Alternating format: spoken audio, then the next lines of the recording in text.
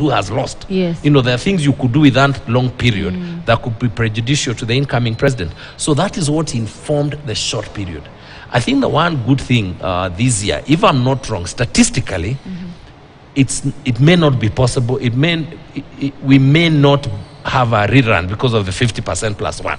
Because the two candidates, if I'm not wrong, they've gone beyond 1%. So it's possible that They've gone beyond 50.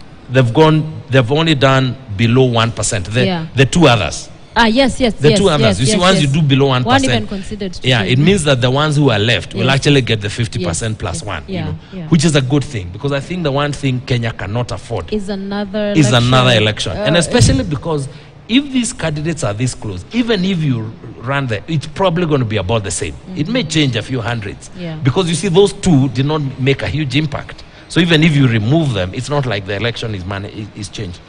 But I think it's ultimately what we need to be asking ourselves is whether it makes sense for us to resolve such a complex issue within the timelines we have given. From where I sit as a legal practitioner and as a Kenyan, I think they are woefully insufficient.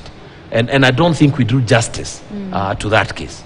And to that neck and neck sense of this race, the kind of even sentiments and folks, what we're hearing, that both players, both sides come out and speak about, even if we were to get to a point where, all right, we have a petition in our hands, how do you see this playing out to the extent of still having these legal issues and matters raised and addressed, but with so close yet so far of a situation? Because at least it was different in these other elections. This one is almost like, I was almost there, but it didn't happen. Does it change any dynamic from where you sit?